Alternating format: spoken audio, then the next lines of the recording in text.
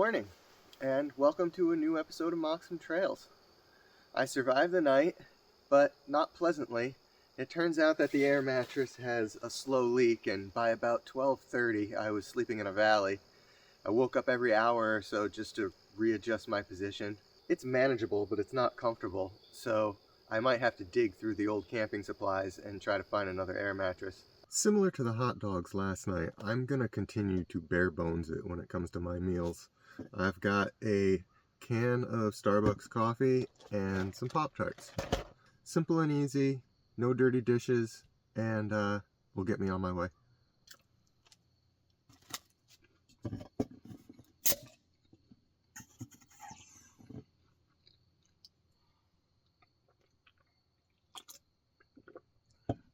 I don't think that I'm going to maintain the pace of work that I set in the last episode, but I do still have more stuff to get done. Sadly, there's more raking to do. Although I did the entire loop, there's still the path to the axe throwing target and shower, and there's multiple choice to be done as well. But before I get in there with the rake, I think I need to clean up the weeds that cover the entrance to the trail. I try to leave as much of this wild as possible because it's all milkweed and wild berries and stuff that I kind of want to have around the property. But if it's in the way of the trail, it's got to be cleaned up.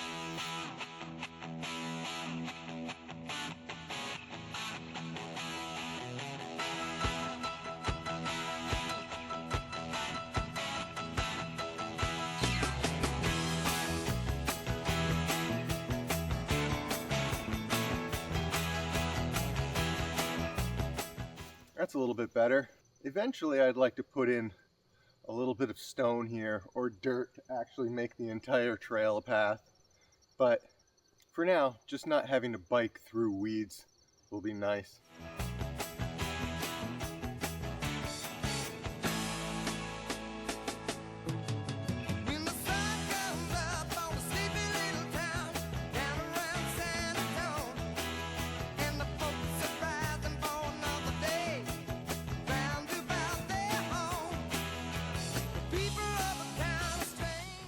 One of the annoying things about raking multiple choice is that because there are different paths to choose from, it's 3 times as wide and 3 times as much to rake.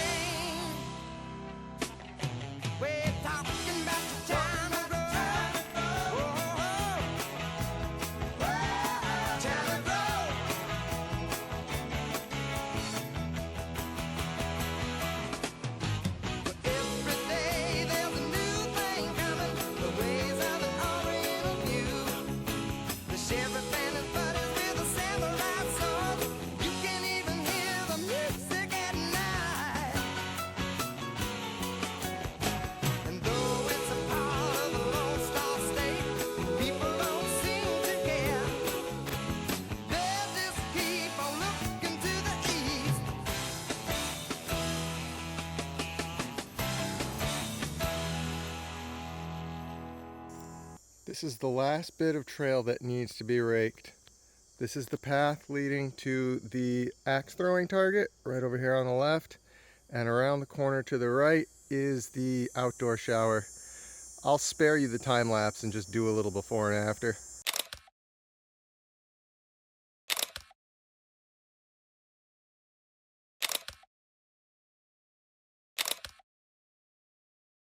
One of the things on my to-do list, not necessarily on this visit, but soon, is to address the slingshot shooting range.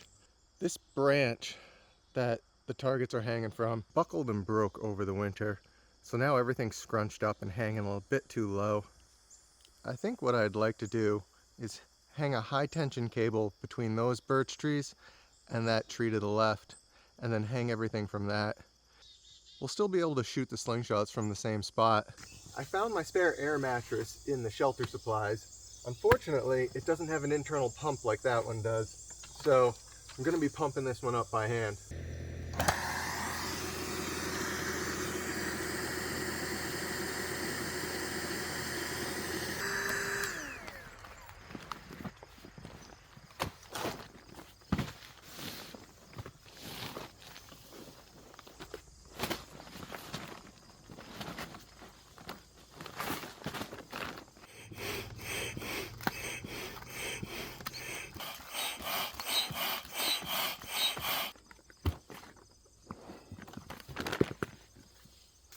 I was really hoping that I wouldn't be holding a rake for the rest of the day, but everything up to this point has basically been maintenance, and I'd really like to create something new.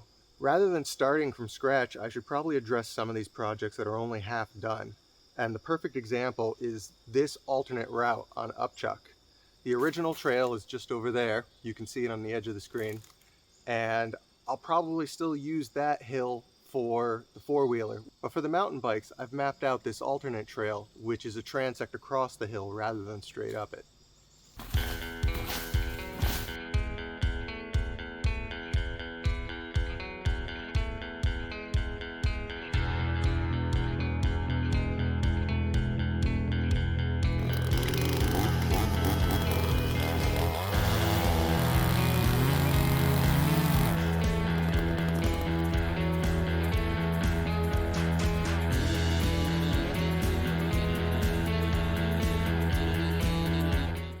The last time I was here with Rick, he suggested an alternate to my alternate, and he sold me on it. At the time, I thought it was the best option, but looking at it now, I'm not completely sold. So I decided to rake his in first because it's shorter, and then I can try that on my bike, keeping an open mind and acknowledging that it's not finished. Or if I really don't like it and I just don't see it be in the way, I can go back to what I had mapped out, which is going this way. My phone battery's at 22%, so I'm going to head back to the clearing, have some lunch, and then come back in with my mountain bike and try out Rick's trail.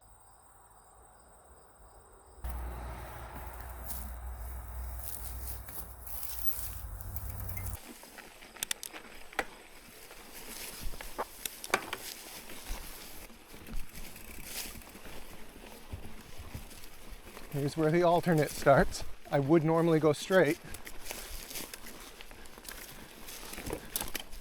This is much smoother. And then a little downhill.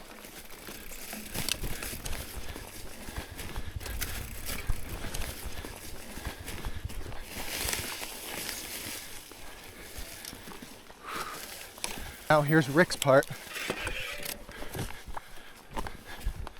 Ugh, crap. That's not the trail's fault. It's so bumpy right now without being leveled that I'm getting pedal strikes on the ground when my front tire's in a low spot.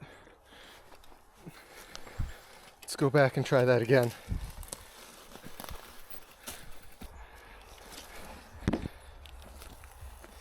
Now, coming around this turn and hitting that hill is something I'm gonna have to be ready for. And like I said, if those bumps are timed up just right with my pedal strokes, I'm gonna ground out again.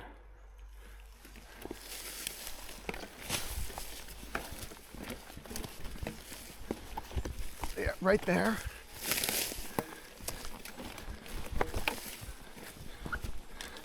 It's rideable.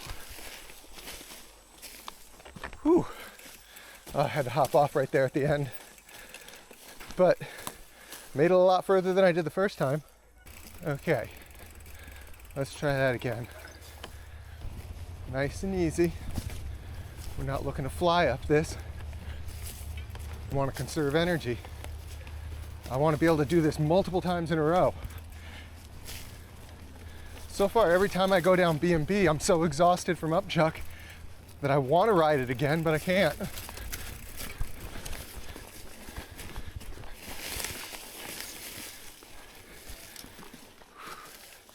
Okay, here it comes. Just needs to get smoothed out. Yeah, this isn't bad, Rick. Oof. think my back tire hit that rock and spun out. Whew, I am tired, but that's partly because I've just ridden this 2.5 times.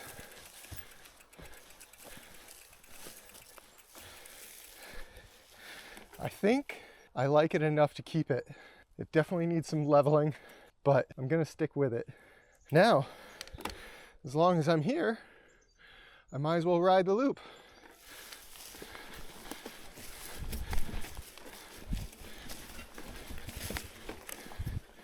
Look at all this nice trail lining.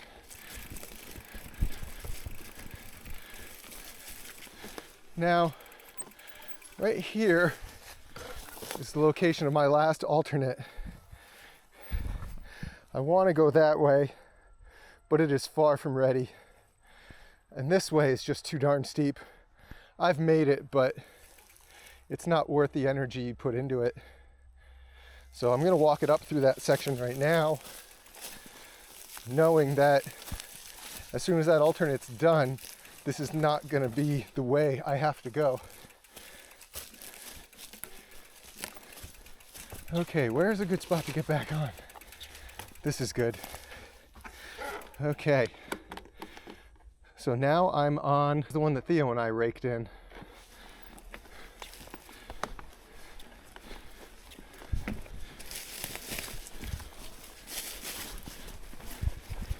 Yeah, that barely even feels like an uphill. That is perfect.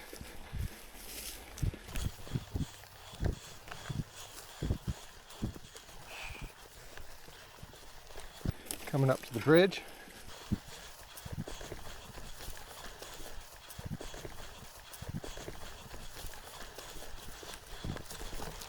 And then this is basically the top of the property. It flattens out, and I have a chance to catch my breath. Here is the end of Upchuck, the top of B&B. We get to go back down.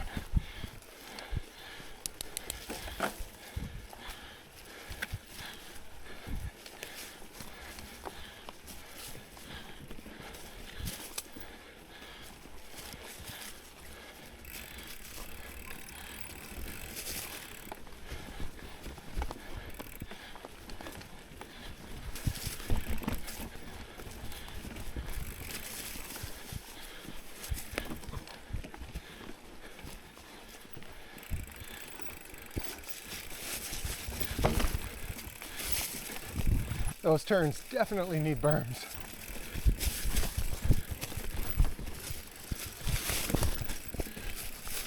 Joe's rock roll.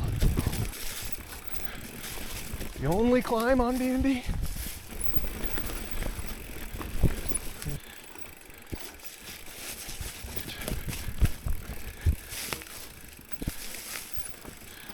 And then the home stretch.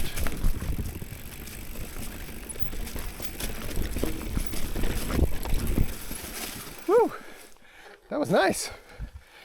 I am pleasantly surprised with how that went. I didn't have a lot of faith in Rick's section. I thought it was going to be too steep. It's definitely too bumpy, but that's something we can work out. In terms of the steepness, it really wasn't that bad, and I wasn't exhausted when I got to the top of it.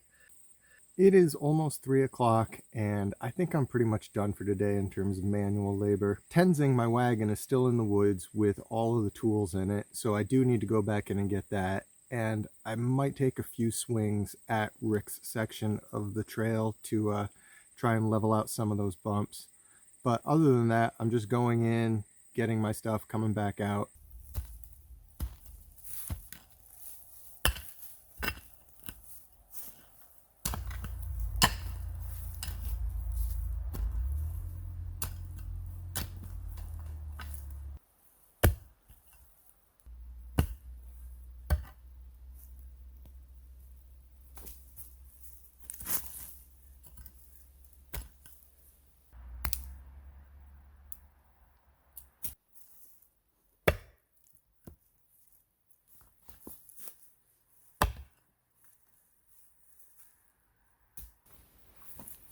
I need to be careful. Swinging this thing might put me over the top with these blisters that I've barely been avoiding. It needs to get packed in, but I do think this is better than the hump that was there before.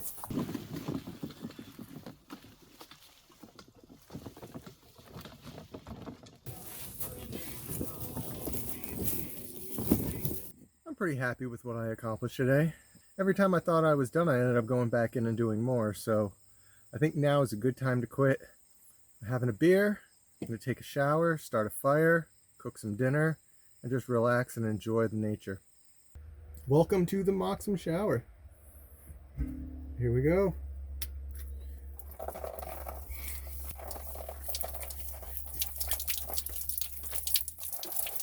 I can't get over how pale my chest is.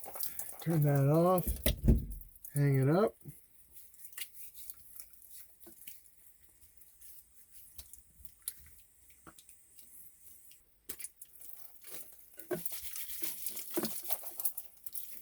And then another rinse. Let's see. I got a little bit of water left, but I think that's pretty good.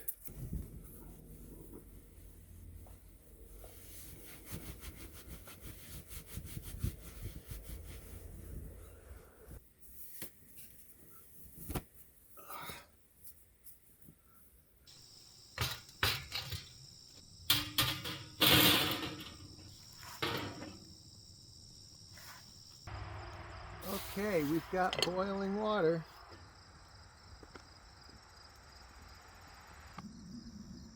This smells magnificent, and I am sure it's going to be delicious. Chicken, rice, black beans, and fajita spices. It is 8 o'clock, and it's not even quite dark out, but it's times like now that I realize Moxham Trails is really meant to be a social location.